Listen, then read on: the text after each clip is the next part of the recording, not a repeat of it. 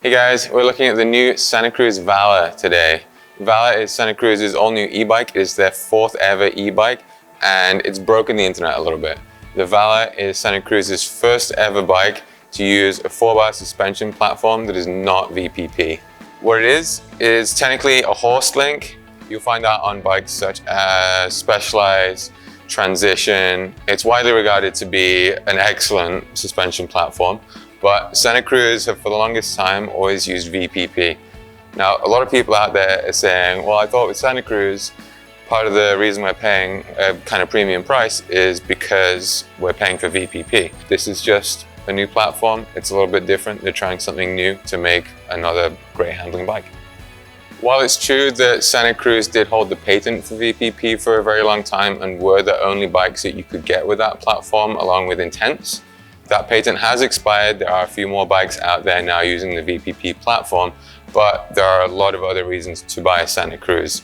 You know, you've got their legendary build quality, we've got their great geometry and handling characteristics, their incredible warranty support.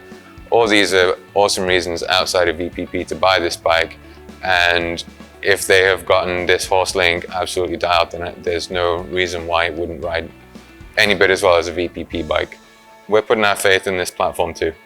So why did they go for this horse link 4-bar? Packaging the e-bike motor in there with VPP has traditionally always been quite difficult. It's a very tight little area.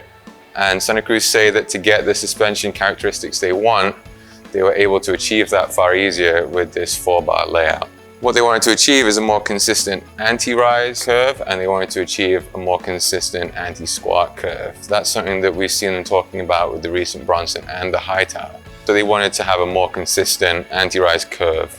Same goes for anti-squat. Anti-squat describes how the suspension firms up under pedaling, and consequently how the rear wheel affects the pedals under suspension movement. So say on a descent, you're hitting a really chunky descent, a lower anti-squat number, which is what they've done here, is going to give you less pedal feedback. It's going to make for a smoother, more composed ride overall. The reason they've been able to achieve this is because they've moved the suspension linkage components away from the motor. So it gives them much more space to do what they need in terms of linkage components. It also helps that they are now running the new Bosch Performance Line CX motor. That is the latest motor from Bosch. It's lighter, it's a slightly smaller package. It gives them a little bit more room to move things around. It also means that the weight of the bike is a little bit lower. That's going to result in a lower center of gravity. It's going to make it more neutral handling, more easy to move around.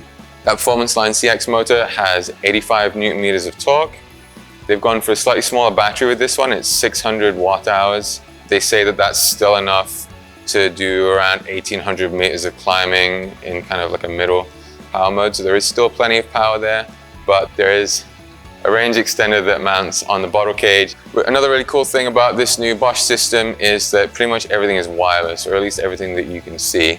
So we've got this neat little top tube display here. The controller on the handlebars is wireless, so there are no kind of wires, extra wires in this cockpit area. The speed sensor on the rear wheel is wireless. It makes a really clean package overall, and honestly, even though this doesn't look like your typical Santa Cruz design, it looks clean. It kind of has that design aesthetic that all of their bikes have. And I think this thing looks awesome. In terms of key specs, we have a mixed wheel setup. So 27.5 rear wheel, 29-inch front wheel. They found that that tends to handle really well at corners as well. It's a fun wheel setup.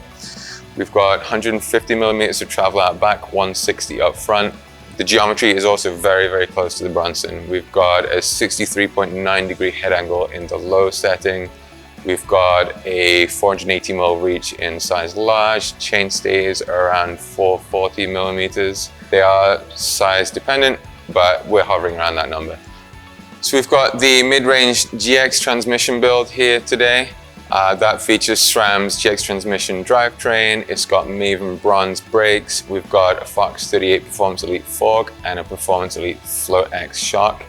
1-up V3 dropper post, which we all love here. 1-up handlebar. We've got race face rims on E13 hubs.